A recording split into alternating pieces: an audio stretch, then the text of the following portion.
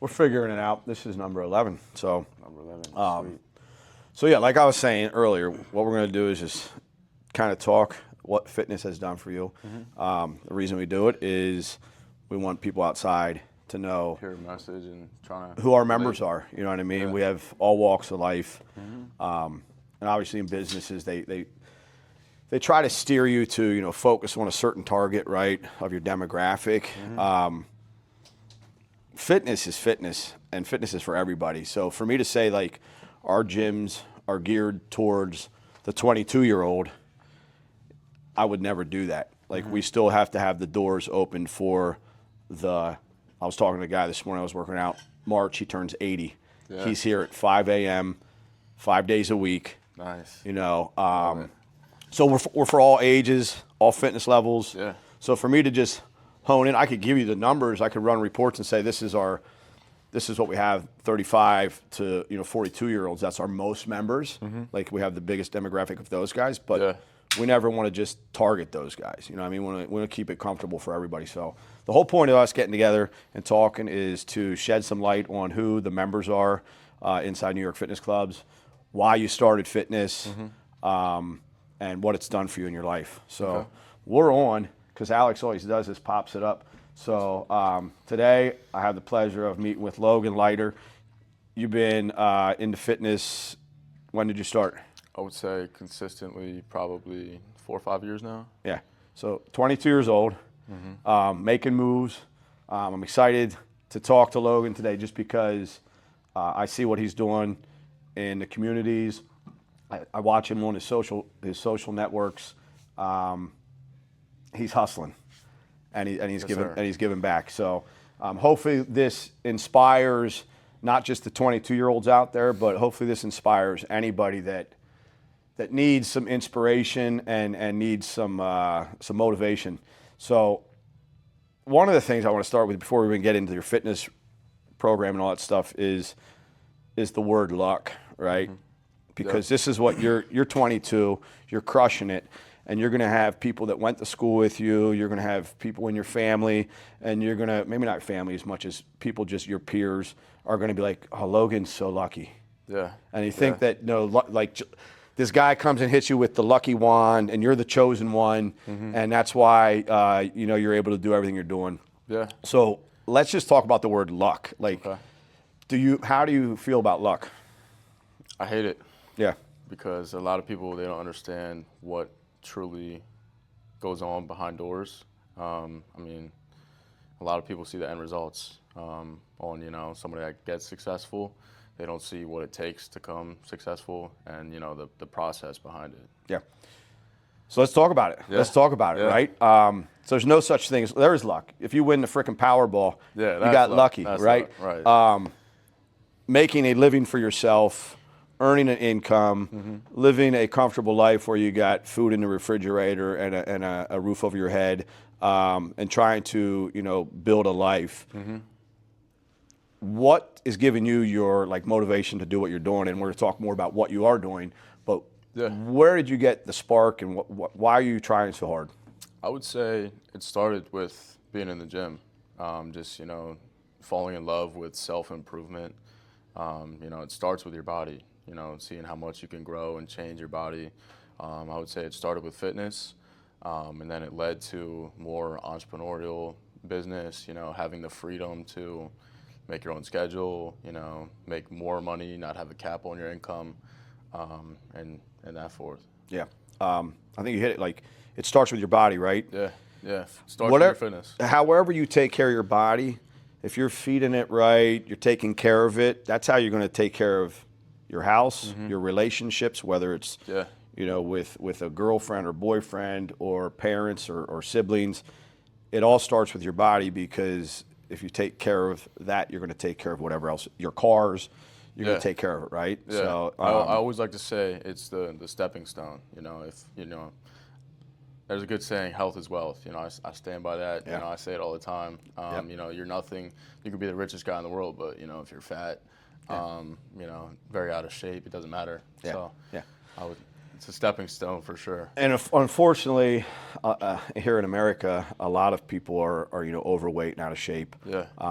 That's one thing that gave me the passion to start fitness, is to have neighborhood community gyms that people can. And it's not always I want to look better in the mirror. Sometimes you're doing it just for the health of it, because the doctor's like, dude, you want to live or you want to die? Like, you have a choice. Yeah. Like, you just start living a better life and start eating better and start exercising, or you're heading down a slippery slope here. You're not going to be around long. So, Definitely. You being at 22 years old and living how you're living right now is a foundation. And like you said, it's a stepping stone. I love it. I love it. So let's talk a little bit about, what was your first job? So right out of high school, I was a mainline pipe layer. So I put sewer pipe in the ground, water pipe in the ground. I did that for just under 2 years. So I did that right out of high school. And then I transitioned. I left that job. Why did you leave that job? You didn't have fun doing that? I mean, I actually enjoyed the job. Did you? I did. Some days were pretty rough. Some days I was 20 feet in the ground, knee deep in sewer water. That's not fun. No, and you're in the heat and the cold. Yeah. I mean, I worked all winter long, all summer long. Yeah. But I just felt like I was made for more. I thought I was on a cap. I mean, we worked 4 days a week. That was it. Yeah. And I wanted more for myself. It was a great paying job, $43 an hour right out of high school. That's good money. It's great money right out of high school. Hell yeah.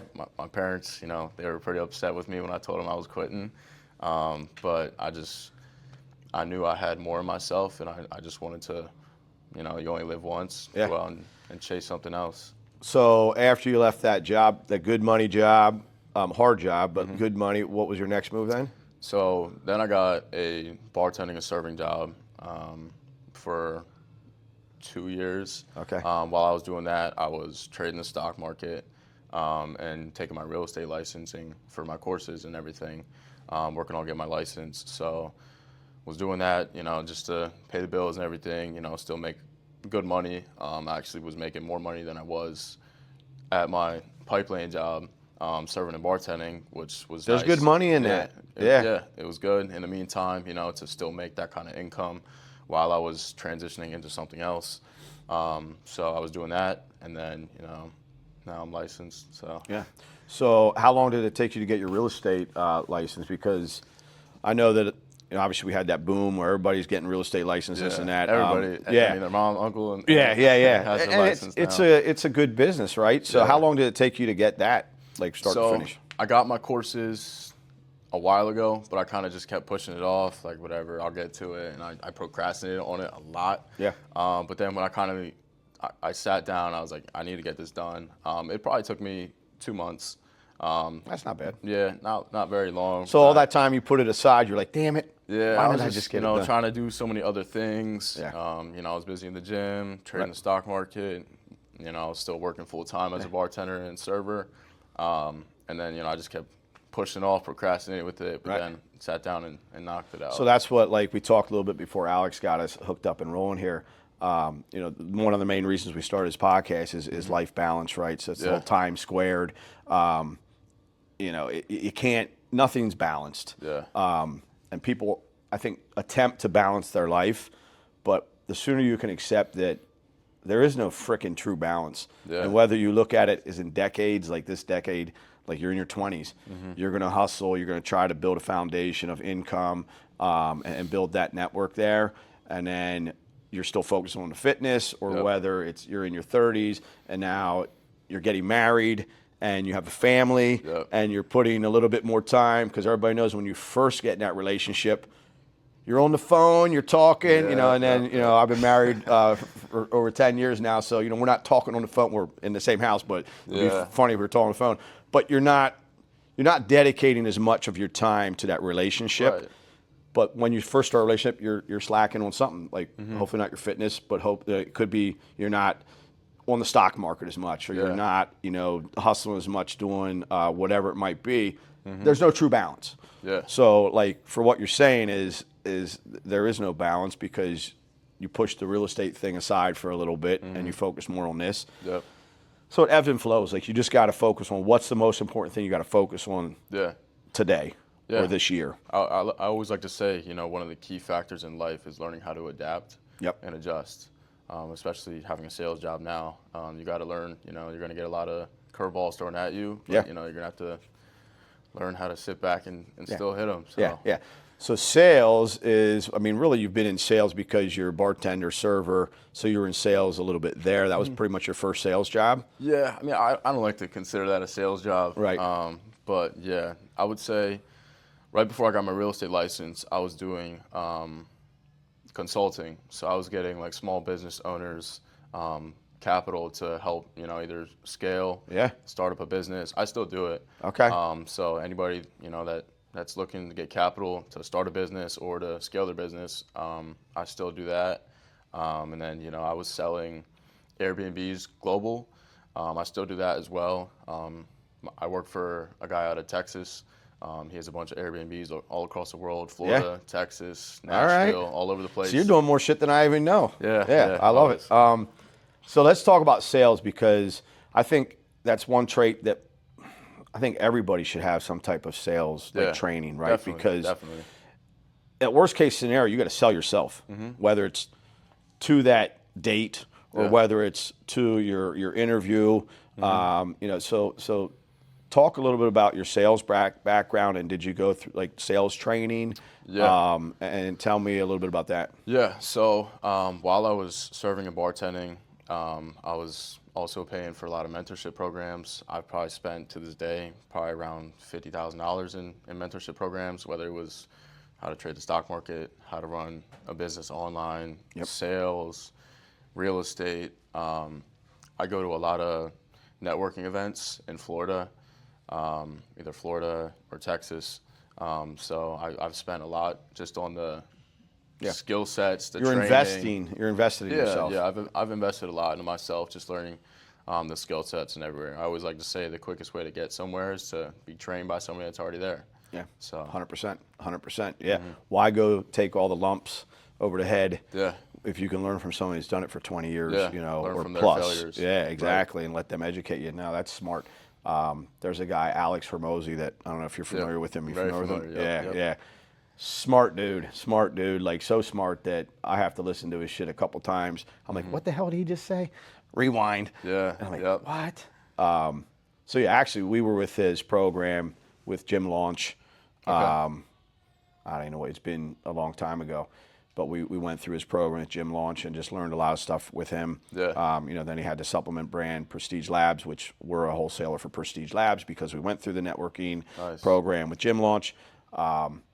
But no, he says it just like that. Like what you're saying is invest in yourself, learn from somebody else. You know what I mean? And it's so true. It's so true. Like why get your ass kicked for 10 years when you can learn from someone else? Don't do this, this, and this. Right. And it's worth the money. And you'll lose 3 times the amount of money that you invested to learn that. Right.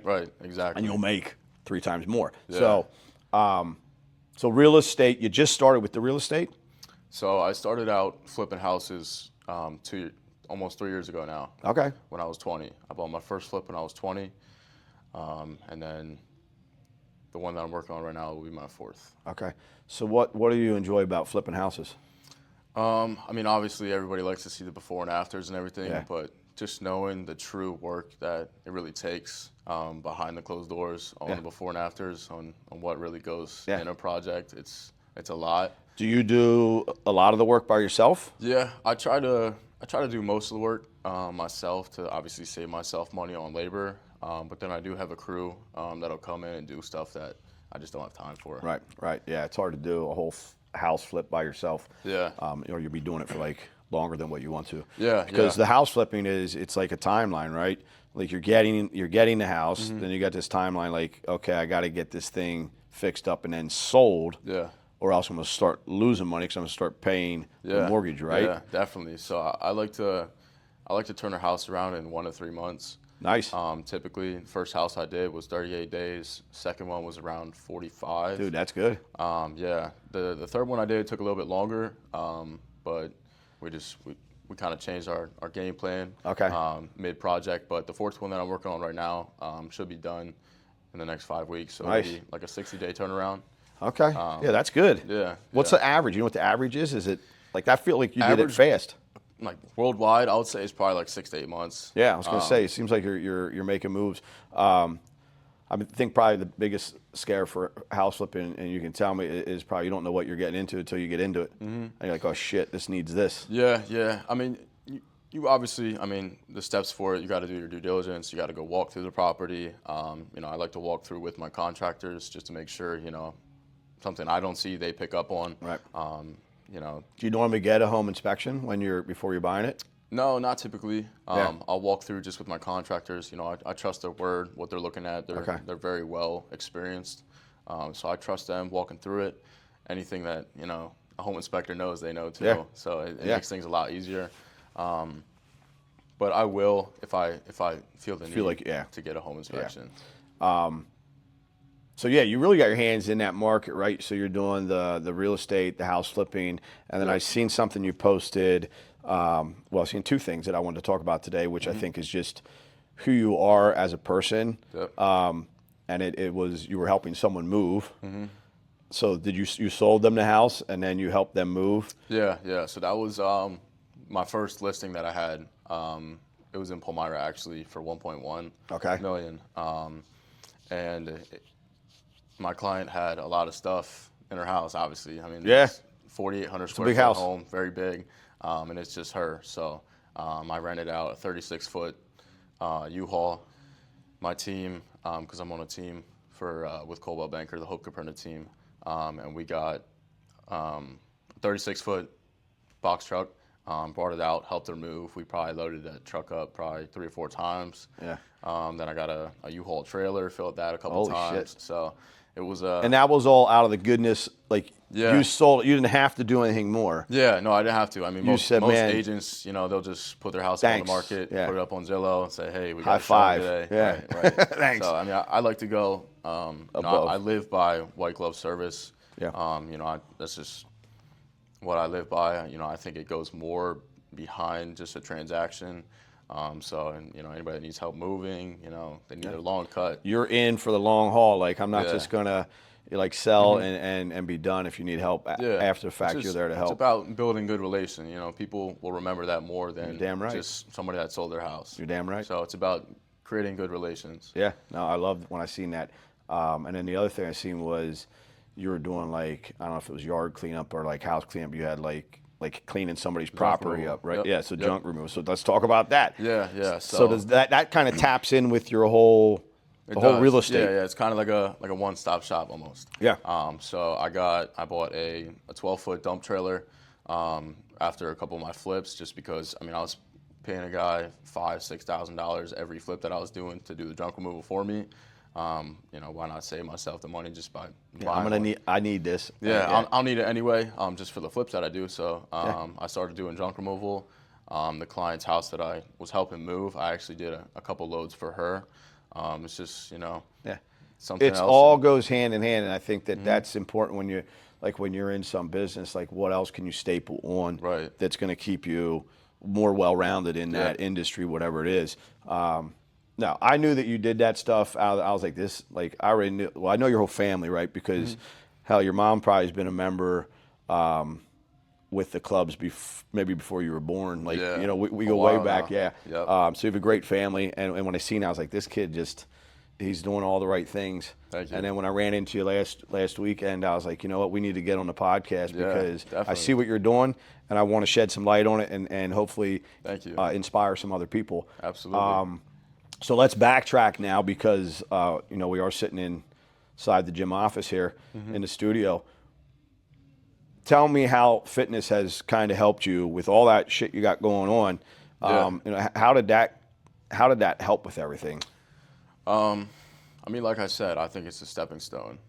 Everybody starts from somewhere, but I think it's very important for people to at least get into the gym. Whether you're overweight, whether you're super skinny. I think it is very important for somebody to get in the gym, just to kind of learn about their body, push their limits, know what they're capable in that aspect. I wasn't always in good shape. In high school, I was 160 pounds during COVID, really skinny kid. And then, during COVID, I really started to get into the gym and take it seriously, started to be consistent and put on probably 60 pounds since then. Yeah. So, you know, it teaches you a lot about yourself, pushing your limits, you know, things that you might struggle with, whether, you know, you're not really disciplined, you can't be consistent, and that factors to other things in their life. You know, I always like to say if somebody can't take care of their body, you know, they're not going to be able to take care of you, number one, if they're a spouse, or, you know, if they're a friend, a business partner. Yeah. If they don't respect themselves to take care of themselves, they're not going to implement that into life outside. You gotta of the love gym. yourself first. Absolutely. And take care of yourself first. Absolutely. Before you can do it with anybody else. I think one of the big things is when you start a fitness journey, you already mentioned discipline, but it also gives you more confidence, I think. Yeah, right? definitely. 'Cause Definitely. when you walk into a room, if you're the guy that's in shape and everybody else is not in shape, like people are gonna look at you like, man, this guy takes care of himself, and they're gonna have respect. Definitely. Right? But yeah, that confidence level of just being able to walk into, you know, one of the places in Florida where you're going down for a workshop, just walking in with confidence, or just anywhere in life. You open that door, you're a little more confident because you take care of yourself and you feel good about yourself. Look good, feel good. But it's, again, not that you have to look good in the mirror. When you take care of yourself, number one thing when you exercise is you get that dopamine and you get that confidence, and it relieves depression and stress. And I think that's the first thing we notice when someone joins and they come into the gym.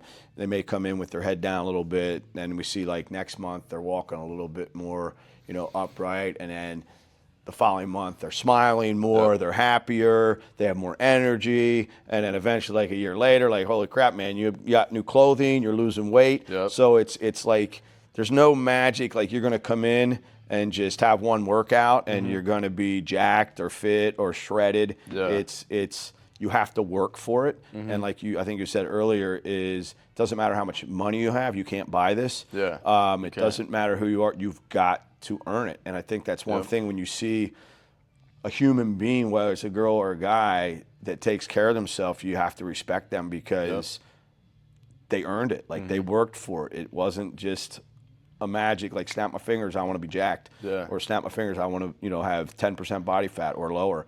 You got to earn it. Yeah, it's one of those things where it's almost like like you said, you walk into a room, it's like an automatic, you know, it's like a status symbol and, you know, automatic respect. You know, if you walk into a room and, you know, you're the most jacked person in the room, a lot of people, without even talking to them or them talking to you, they'll respect you right away. I've had that just in conferences that I went to, you know, and it truly is the stepping stone to the outside world too. And it coming to the gym, it'll, like I said, it'll teach you a lot about yourself, and it'll help with a lot of the things that you go through in the outside world. Well, you know, real estate agents, there's, I don't know, hundreds, thousands, 100,000. Yeah. And if I have to meet with a bunch of real estate agents that I want to sell my house with, 100%, I'm going to take the one that looks the best in their suit or their attire. And mostly it's going to be the one that's probably in the better shape. I mean, it goes. That's just how it is. Yeah, absolutely. I mean, I 100% agree. Unless I want a chef. You know what I mean? Yeah, maybe you want a chef that's jacked, not a chef that's, you know, 300 pounds. You know, so. Well, so let's talk about nutrition. We kind of stepped right into that one. How important is nutrition to you, and was it always important as you were younger, or did it something that you kind of grew into? Yeah, I would say it's always been something that's been important to me. Just growing up playing sports, my dad's always said, eat your protein, you know, nothing else matters but protein. Well, your parents were, you know, have been members forever, and your mom is a nurse, right? So, it was probably in your household that, hey, we gotta watch what we put in our mouths. Yeah. I mean, just growing up, they've always said, you know, we eat healthy as a family, you know, take your vitamins in the morning. You know, my dad used to always, like I said, eat your protein, you're not going to grow, you know. You want to hit home runs or, you know, do well in football, you know, you got to eat your protein. So nutrition's huge. It starts with nutrition. I mean, you could have the greatest workout in the world. You know, you could work out 3 or 4 times a day, but if you're not eating healthy, it all comes down to your diet. Your nutrition, your diet, that's the stepping stone to the stepping stone of being in the gym. 100%. I always say, nutrition's the full-time job, and your workout is the part-time job. You come in here and bust your ass, have a killer workout, and leave here and go mess it up. Going to fast food or getting something that's just not good for you.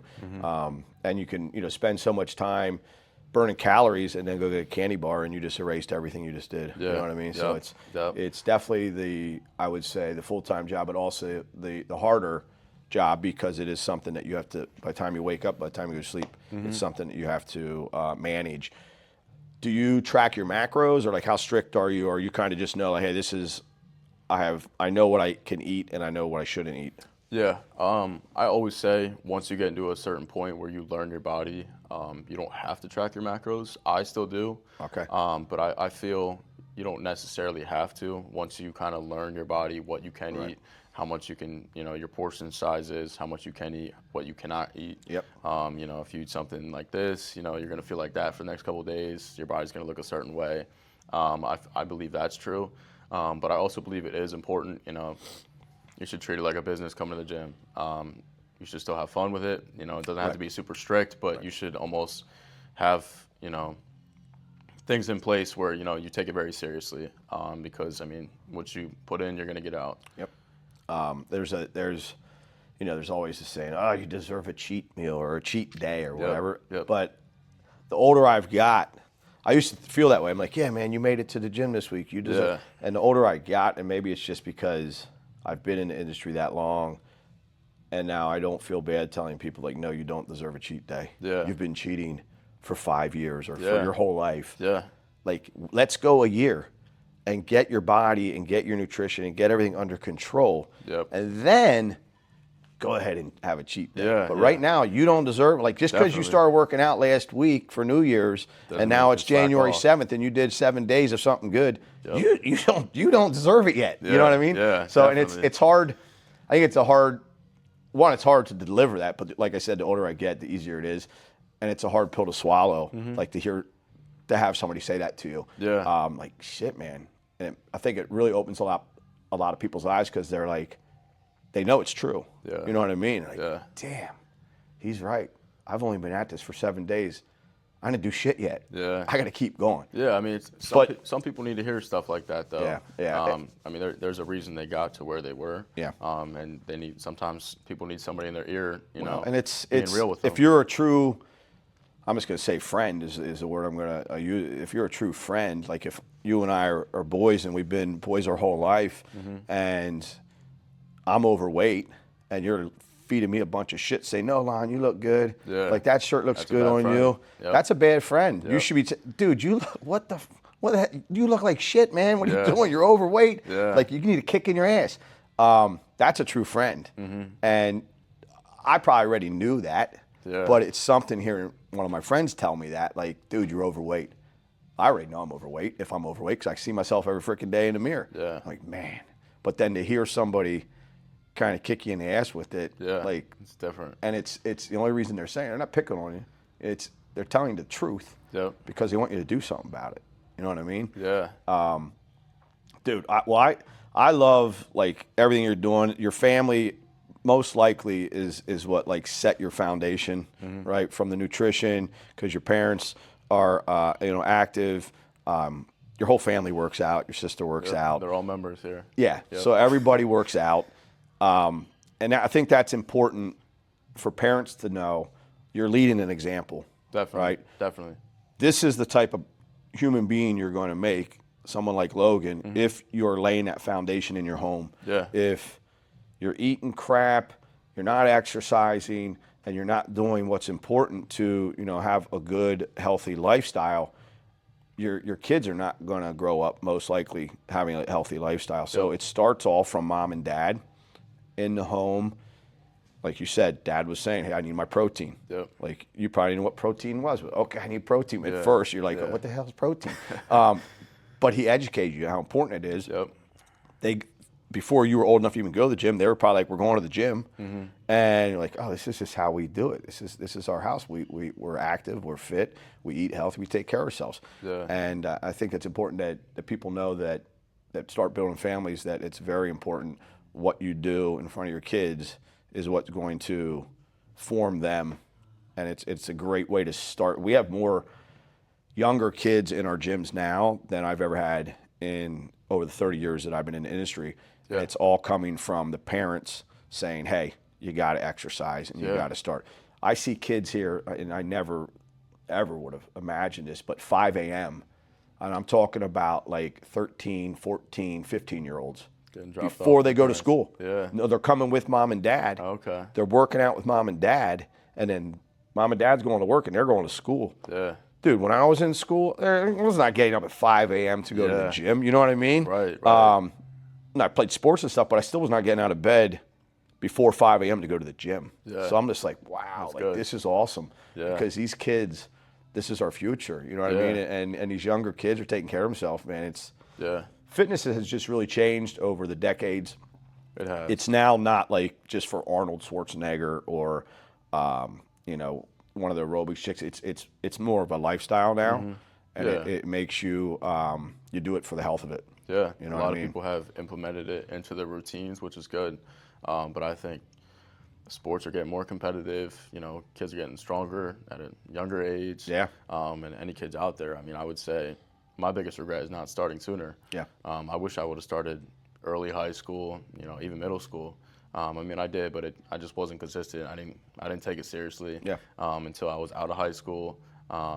And I would say any young kid out there, I would take it serious at a young age. Yeah. The sooner you get started, the better. That's what I was talking to a guy this morning that's going to be 80 in March, and he always says the same thing to me. He's like, I wish I would have started sooner. Yep. And I said, but dude, you're doing it now. I know, but if I would have started sooner, and he's been doing it like for the last probably like 30-some, like around probably close to 30 years. Yeah. And he's like, I just wish I would have started sooner. And he was a military guy, but he's like, I was in the Navy. We weren't working out in the boat. We weren't doing that. I was like, dude, but you're doing it now. Compare yourself to another 80-year-old, man. Right. I was like, you should feel good about it. So yeah, the sooner you start, obviously the better. But it's never too late to start.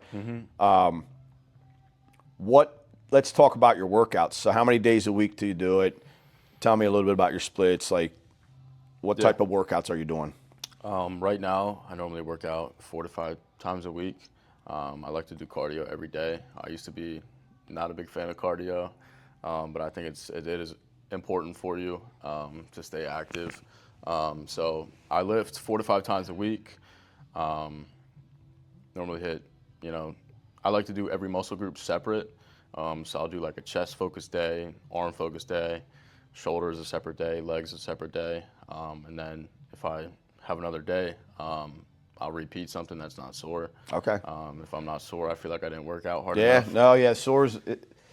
Sore is a good thing, and when you get older, you realize that there is a bad sore, which that's your joints when they start hurting. Yeah. But it feels good to know that you did it right, because it should.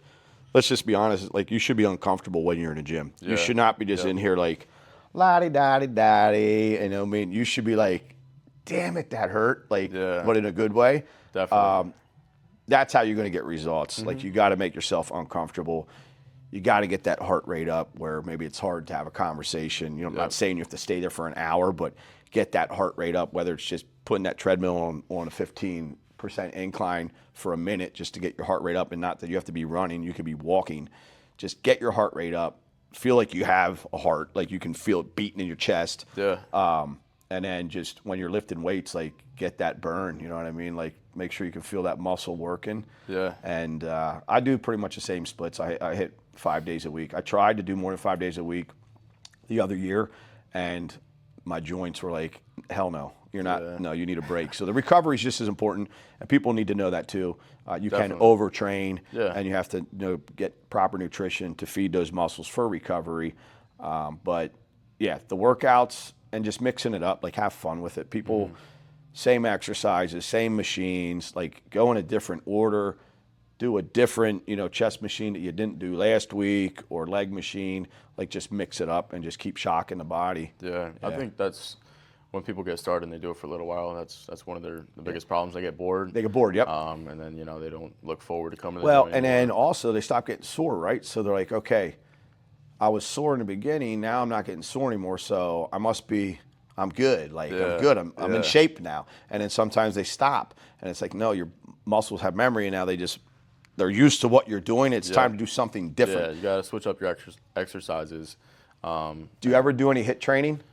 Sometimes. Yeah. Yeah. They suck. They do. They suck. They're not fun. Like just rope slams, Yep. ball slams, Yeah, like all yeah. that shit, man. Every now and then I'll throw some of that in. I'm like, man, they suck. Yeah. But it's again, it's a good way to shock the body. Yeah, definitely. I mean, I grew up playing travel baseball, so sometimes I like to implement some of the exercise that I used to do. Some functional stuff. Yeah, that was not fun when I was No, a kid. no, and it only sucks more the older you get Yeah, because you're not it as sucks limber. even more now than when I was 10 or 12. Well, years and you're a old. bigger, like you got more muscle. The more muscle mass Yeah. you have, it's harder to get around. Like whether you're on the floor or Yeah. just moving, mobility wise, it's definitely more of a challenge. But it's important to keep mixing things up. Yeah. So what's next for Logan? Like, what's your next hustle, or what's you just focusing on the real estate and the flipping and? Yeah, right now I'm really looking to scale my fix and flip business. I was averaging 1 to 2 flips a year. I want to do 4 this year, and then I would say obviously I want to sell more real estate, scale out my pipeline for that, and sell more real estate. And then I just started my Airbnb business, so I just got 2 units in Nashville. So That's a good spot to have them. Yep. That's So a good spot to That's have going to be an exciting new journey. Yeah. So obviously you've been down to Nashville. Mm-hmm. Yeah. Mm-hmm. What's your favorite thing about Nashville, other than Just a Broadway different or whatever? livelihood. Yeah. It's just it's a country livelihood. Yeah. It's a When little was bit the last time you were different than down? here. A little bit over a year ago. Okay. So you haven't been down since Post Malone opened his place. No. Where do no. you see that place, bro? He's got the C10 pickup truck on top of the bar. It's freaking sick. His place is the best place down there. We were just down the other month for one of my friends. His wife turned 50, so we went down for her birthday. Mm-hmm. And by far, his place, you'll appreciate the flip that he did because it was already a bar before. He just Yeah. took over. Where do you see his place? It's incredible. It's incredible. I'll Like I have just to check sat it there. I was out. like, holy shit, man! He spent some money in here. Yeah, I'm sure. It's good. He got brick everywhere. It's the best place I'll have to check it out. down in Nashville now. And we were there. He just opened the place up the week before. Mm-hmm. He was actually there the day him and I think Kid Rock were sitting at the one bar the night before we got there. And I was like, dude, that'd have been cool. Definitely. But he's got a cool spot. You have to check it out when you head back down there. Definitely. Well, cool. Anything you want to share with the 22-year-olds out there or anybody? Yeah. Some advice. If I can do something, you can do it too. I'm not any different from anybody out there. Especially in today's world, you can do anything out there. You see somebody making $100,000 a month, you can make it too. The sky's the limit in today's world. You can make a lot of money quick, as long as you're consistent. But like I said, the stepping stone is the gym. Yeah. If you're not in the gym working out consistently, get in the gym, start working out consistently. And then, don't worry about making money. Worry about what makes you happy. Find your why. Yep. Find what keeps your ambition flowing. And really. Yeah. If you're helping people, money will come. Yeah, You know definitely. what I mean? And whether it's helping them with their house or helping them with whatever it is, whatever you can do to help them with their fitness or, whatever it is, if you can find something you can help somebody with, money will follow. Yeah.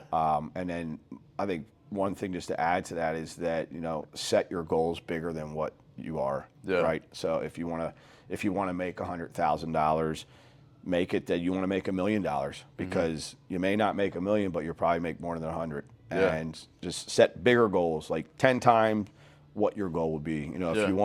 If you want to do 4 houses, say you want to do 40 houses, and I bet you get like halfway between. You know what I mean? Like just set bigger goals, and then you may not reach them, but you should not be setting goals that are so easy to get to. Mm-hmm. Set it bigger, and then you're just going to work harder, and you'll still surpass where you wanted to be. No, I love what you're doing. Just keep freaking hustling, keep grinding. I can't wait to see how you keep growing and your businesses keep growing. There's one last thing I ask everybody, and if you haven't watched, it's QTE, and it means it's one of our core values at New York Fitness. It's quality through excellence. Mm-hmm. And when I say that, it doesn't have to do, you can give me either off of work, a human being, fitness, whatever, but when you hear quality through excellence, what does that mean to you? Quality over quantity, quality over excellence, pretty much the same. But I would say doing the right thing. You know, I always like to preach just on my fix and flips, quality over everything. We're not just going in there with a paintbrush with our eyes closed. We like to do good quality work. And that's more than just a business. Doing good quality work, honest work. It goes out to anything, you know, just being a good person, doing the right thing, helping people, even, you know, if they don't ask you. Yeah. So It's you just know, doing the right thing. yeah, I mean, the more good quality. I'm a good fan on good karma, doing the right thing. You know, that stuff Yeah. comes back to you. Just Yeah, and you giving sleep people well at value. night. Yeah, You sleep well absolutely. at night. You're like, you know, and it's a different world, right? Everything is, your reputation is on the line, literally by the minute. Yeah. If you do something shady or you do something half-ass, guess what? Social media Yeah. will freaking eat you alive. Yep. So like, there's really no room for not giving it your best, whether it's cleaning a toilet or building a house. Yeah. It's do your best damn job, because, like you said, karma will get you. Yeah. I'm a big fan on, you know, how you do one thing is how you do everything. Yep. So, you know, you do something half-assed, you know, you barely make it. One of the biggest things that started my journey was making my bed every morning. Yeah. A lot of people, they don't make their beds in the morning, and that shows. Their car's messy Yeah. then, you know, they're late somewhere. Yeah. So, you know, you make your bed half-assed, everything else you do is probably going to be Yeah, man. half-assed too. And you know what? Even if your day goes to shit, you still come home to the first thing you did was a bed well made. Yeah, And you're yeah. like, yeah. Just, you know, small wins add up to bigger wins. Yeah, brother. You wake up, make your bed, that's one win. Yeah. You know, brush your teeth, that's Yeah. another win. Put your damn weights away. Yeah, put your weights away, that's another win. You know, going to the gym, that's a win. So Yeah, just damn the right. small stuff adds up. You said it. It's how you do one thing is how you do everything. And if you're gonna half-ass this, then you're gonna half-ass that. Yeah. So it's just take pride in what you do. Yeah. And do the best. And every day might be different. Today's best might be not as good as yesterday, because we all have shit going on. Yeah. Life is difficult.